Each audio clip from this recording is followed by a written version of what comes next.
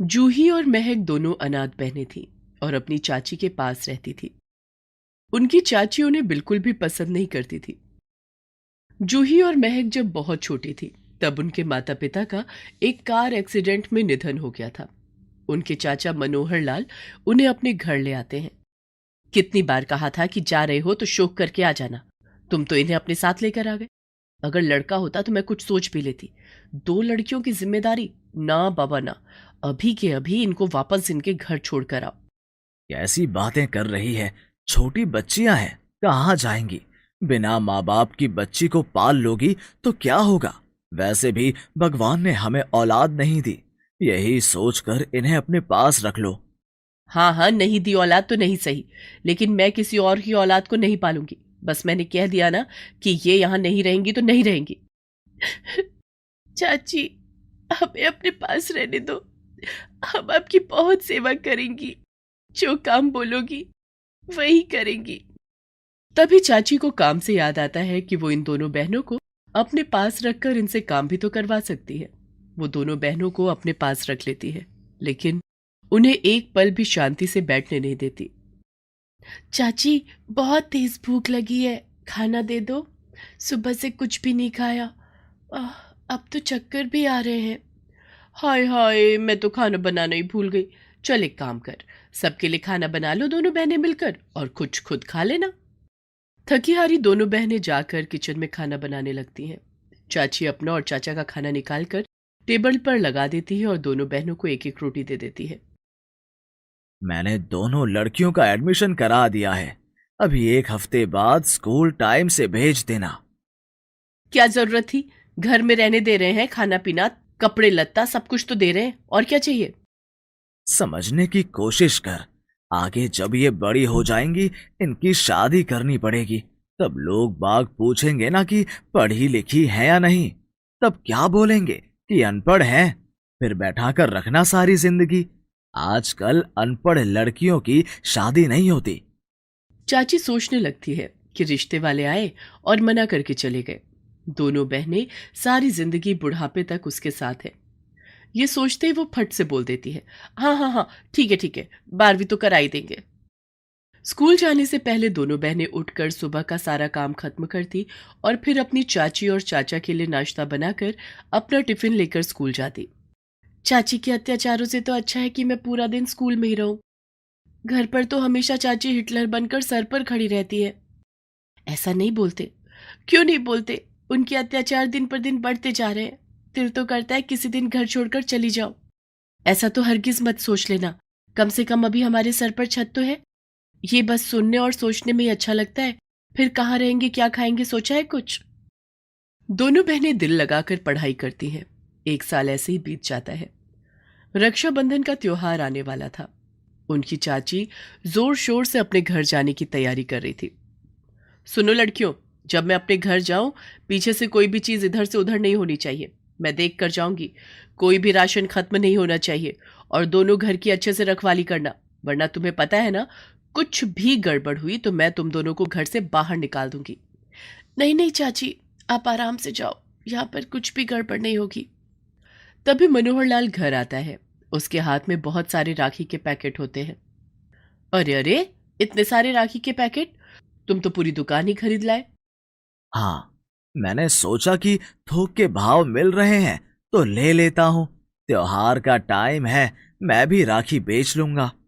अरे तुम क्यों परेशान हो रहे हो? शाम को स्कूल से आने के बाद ये दोनों बहनें ही मार्केट में राखियां बेच लेंगी। चाची किसी तरह अपने पति को राजी कर लेती है। दोनों बहनों को बोलो कि मार्केट में राखी लगाकर बेचे। दोनों बहनें ये काम करने के लिए तैयार हो जाती हैं।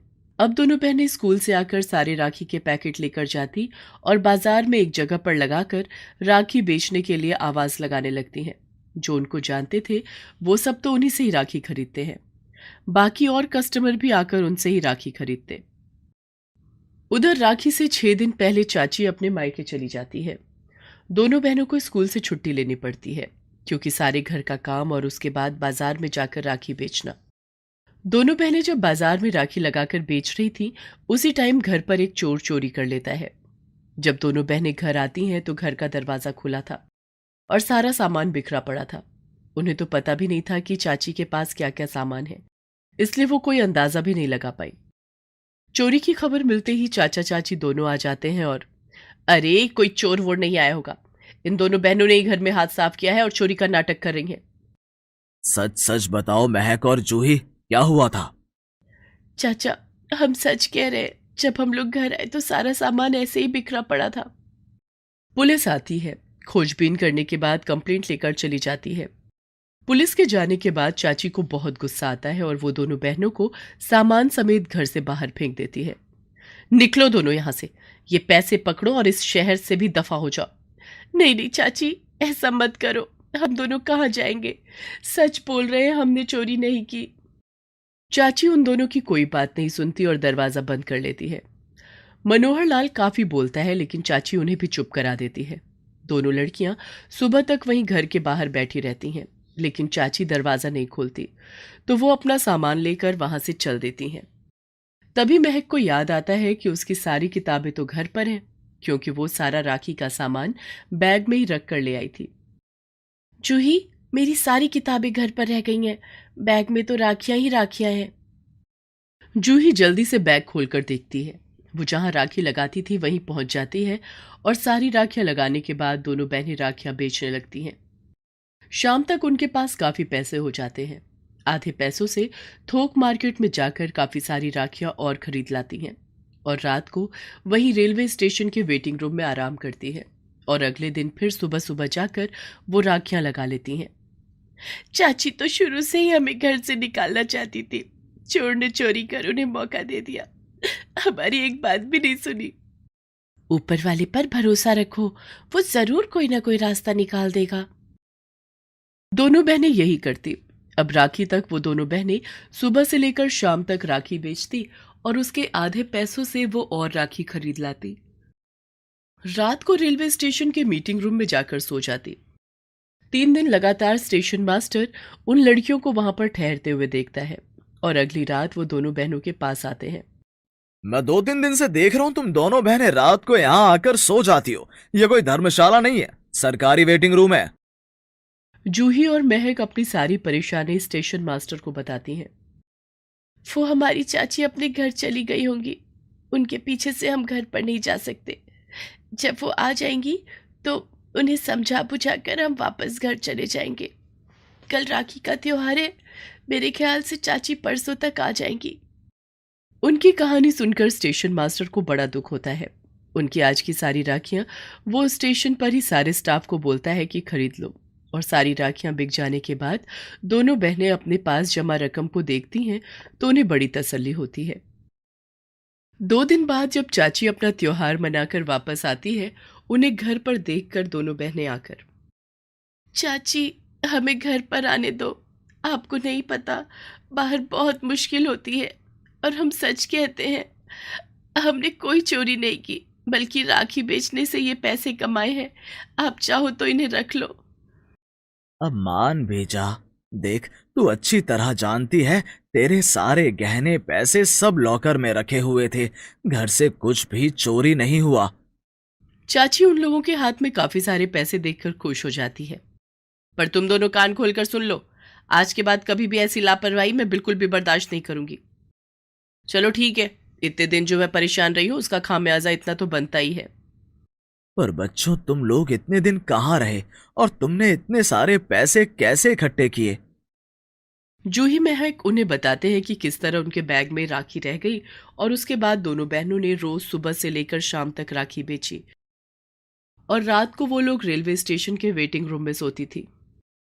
मैंने तो राखियां इसलिए बेचने की सोची थी कि थोड़ी आमदनी हो जाएगी।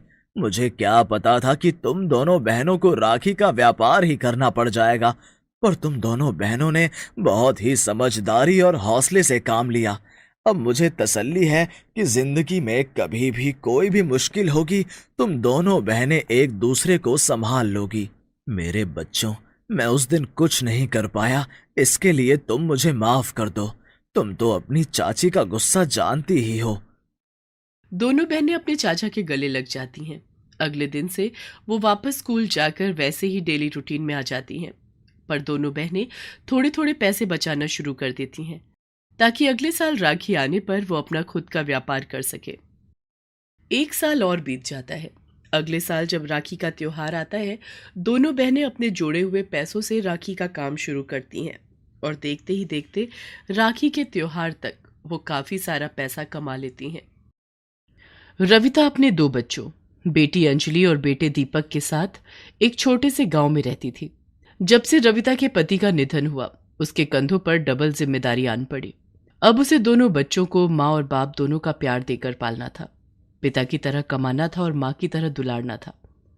दोनों ही बच्चे सरकारी स्कूल में पढ़ते थे। रविता हाथों से बने हुए खिलौने, सजाने का सामान और रसोई की छोटी मोटी चीजें बेचा करती थी, या दिवाली पर अपने हाथों से सजाने की चीजें बनाकर बेचा करती थी। माँ, हमारे स्कूल में रक्षाबंधन के लिए राखियां बनानी है, मुझे सामान चाहिए। हाँ माँ, स्कूल में रक्षाबंधन मनाया जाएगा, इसलिए हमारी भी टीचर ने बोला है कि राखी बनाने का सामान लेकर आओ या तो फिर घर से बना कर लाओ। तो चलो जल्दी जल्दी मेरे साथ काम खत्म करवाओ, मैं तुम लोगों के लिए राखी बनाती हूँ। रविता अपने पुराने से संदूक से कुछ निकालने लगी। तभी अंजलि और दीपक भी अपनी माँ के पास आकर बैठ गए। माँ, तो इसमें क्या ढूंढ रही है कुछ सामान। मेरे को घर सजाने का बहुत शौक था, इसलिए छोटी मोटी चीजें जब भी बाजार में दिख जाती थी मैं खरीद लिया करती थी। बस तुम्हारी राखी के लिए वही चीजें ढूंढ रही हूँ। तभी वो अपनी एक रेशम की साड़ी और एक डिब्बा उसमें से निकालती है। डिब्बे को जैसे ही खोलती है, दोनों बच्चे हैरान होकर उसमें जमा किए हुए सामान को देखने लगते हैं। कुछ सुंदर रंगीन चमकीले पत्थर, कुछ मोती, कुछ छोटे मोटे सितारे और कांच के छोटे छोटे सामान थे। वो रेशम की साड़ी जो उसकी माँ ने उसे उसकी शादी पर दी थी, उस समय वो साड़ी 500 रुपए की आई थी। वो ये सारी बातें अपने बच्चों को बता रही थी। ये इंसानी फितरत है, जब वो कोई अपना पुराना सामान देखता है तो उससे जुड़ी हुई सब यादें उसे याद आने लगती हैं। फिर वो अपने बच्चों के साथ मिलकर 2 सुंदर राखियां बनाती है। अगले दिन सुबह अंजलि और दीपक राखी लेकर स्कूल जाते हैं। क्लास में सबकी राखियां बहुत ही सुंदर हैं, लेकिन जिसको फर्स्ट प्राइज मिला है वो है अंजलि की राखी, क्योंकि इस तरह की राखी मैंने आज तक नहीं देखी। ये बहुत ही सुंदर है और अंजलि को इनाम के 50 रुपए भी दिए जाते हैं। धन्यवाद टीचर, ये राखी मैंने अपनी माँ के साथ मिलकर बनाई है।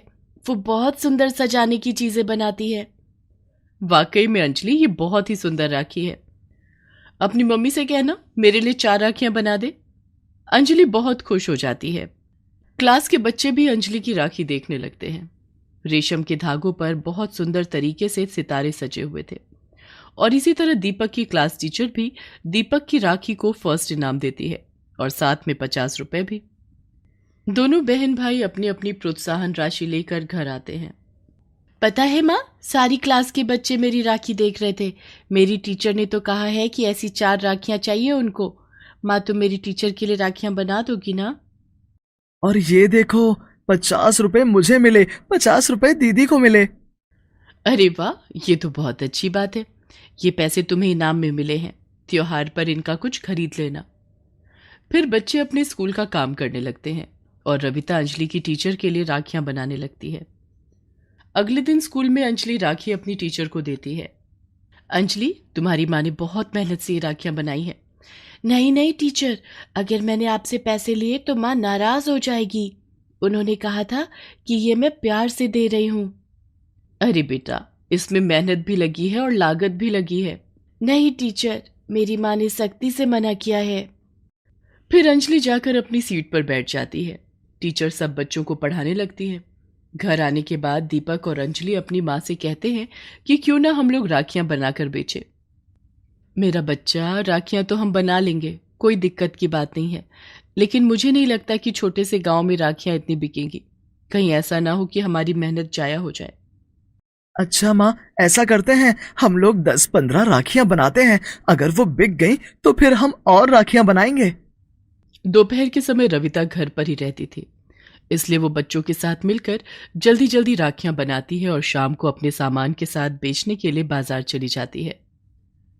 राखी आने में 10 दिन बाकी थे, लेकिन राखी की रौनक अभी से बाजारों में दिखाई दे रही थी।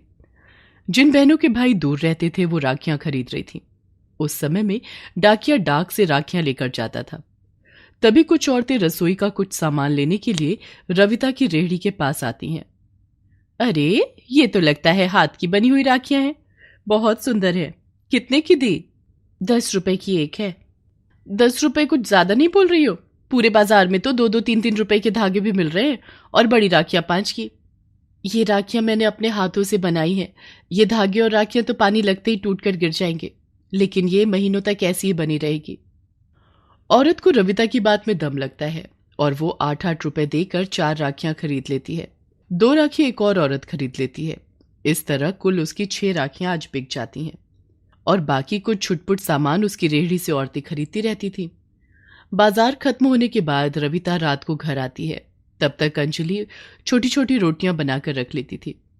जैसे ही उसकी माँ घर आती थी, फिर वो सब मिलकर खाना खाते थे। ये देखो बच्चों, आज मेरी राखियां बिक गई। वैसे सच कहूं तो मुझे बिल्कुल भी उम्मीद नहीं थी। हाँ, दाम मेरे मनपसंद नहीं मिले, लेकिन कम से कम मेरी लागत तो मुझे मिल गई है। माँ, कल तो हमारे स्कूल की छुट्टी है। क्या हम लोग मिलकर राखियां बनाएं? और मैं और दीपक राखियों को लेकर पूरे गांव में बेचने जाएंगे। जिन औरतों के पास बाजार आने का टाइम नहीं होता, देख लेना, वो हमसे ही राखियां खरीदेंगी। रविता हाँ में गर्दन हिलाती है, और अगली सुबह सुबह सुबह ही वो तीनों राखियां बनाने लगते हैं। और दोपहर के बाद अंजलि और दीपक राखियां हाथ में पकड़कर उस गांव में बेचने के लिए चल देते हैं। राखियां ले लो राखियां, बहन भाई के प्यार की राखियां, सुंदर सुंदर राखियां। शाम का समय होने की वजह से गांव की औरतें अपने अपने घरों के बाहर बैठी हुई कुछ काम कर रही थी। बच्चों को राखी बेचता हुआ देखकर वो उन्हें रोक लेती है। ओ छोटू, इधर आ, दिखाइयो तो जरा कैसी राखियां हैं तेरे पास। दीपक और अंजलि भागकर उस औरत के पास जाते हैं और अपनी राखियां दिखाने लगते हैं। कुछ औरतें उनसे राखियां खरीद लेती हैं। फिर वो दोनों भाई बहन अगले मोहल्ले में निकल जाते हैं। तभी वो देखते हैं कि कुछ बच्चे गली में खेल रहे हैं, और उनके कपड़ों से लग रहा था जैसे कि वो बच्चे किसी के घर मेहमान के तौर पर आए हुए हैं। उन्होंने बहुत ही सुंदर और नए कपड़े पहने थे। उन्हीं के घर के आगे जाकर दोनों भाई बहन, राखी ले लो, राखी, रंग बिरंगी राखी ले लो, राखी ले लो, राखी, राखी ले लो। तभी उस घर से औरतें बाहर निकलती हैं जो आपस में बात कर रही थी कि मैं तो राखी लाना ही भूल गई। अच्छा हुआ ये बच्चे राखी बेच रहे हैं। वो दोनों राखियां खरीदने लगते हैं। तभी गली के कुछ शरारती बड़े बच्चे बैलगाड़ी को दौड़ाते हुए आते हैं। खेल रहे बच्चे सब इधर उधर होने लगते हैं, पर उनमें से एक छोटा बच्चा घबरा कर वहीं खड़ा हो जाता है। ये देखकर दीपक सारी राखियां नीचे फेंक देता है और जाकर उस बच्चे को बचा लेता है। और वो बड़े बच्चे चिल्लाते हुए और बैलगाड़ी लेते हुए उस गली से निकल जाते हैं। उनके जाने के बाद में दोनों औरतें अपने बच्चे और दीपक को उठाती हैं और उनका हाथ पैर झाड़ती हैं। जब दीपक की नजर अपनी राखियों पर पड़ती है तो वो रोने लगता है। बैलगाड़ी के पहिए से सारी राखियां खराब हो जाती हैं। अरे, इन बच्चों का तो बहुत बड़ा नुकसान हो गया। तभी गली के हुए शोर से घर में से 2 बड़े लड़के बाहर आते हैं, और सारा मामला जानने के बाद अंजलि और दीपक को उनकी राखियों की कीमत अदा कर देते हैं। वो दोनों मना भी करते हैं, लेकिन उस परिवार के लोग समझा बुझाकर पैसे देकर वहां से भेज देते हैं। अंजलि और दीपक डरते डरते घर में आते हैं और सारी बात अपनी माँ को बता देते हैं। अरे बेटा, उन लोगों ने तो ज्यादा पैसे दे दिया। हमारी राखी इतने पैसों की नहीं थी। नहीं नहीं नहीं, किसी से इस तरह से फायदा नहीं उठाना चाहिए। कल तुम दोनों जाकर इसके आधे पैसे वापस कर देना। ठीक है माँ, मैं खुद ही चला जाऊंगा। उसके बाद रविता बच्चों को खाना निकाल कर देती है, और खाना खाने के बाद वो दोनों बच्चों को कहानी सुनाने लगती है। वो रोज अच्छी अच्छी ज्ञानवर्धक कहानियां अपने बच्चों को सुनाती थी। अगले दिन स्कूल से आते ही सीधा दीपक पैसे लेकर उस घर पर जाता है। माँ ने बोला कि राखी इतने पैसों की नहीं थी, आप बाकी के पैसे ले लीजिए।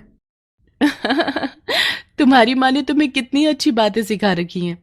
लेकिन बेटा, तुम्हें कल चोट भी तो लगी थी। पैसे वापस करने की जरूरत नहीं है।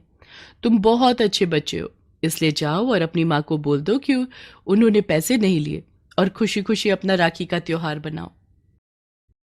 दीपक पैसे देने की बहुत कोशिश करता है, लेकिन वो परिवार पैसे वापस नहीं लेता।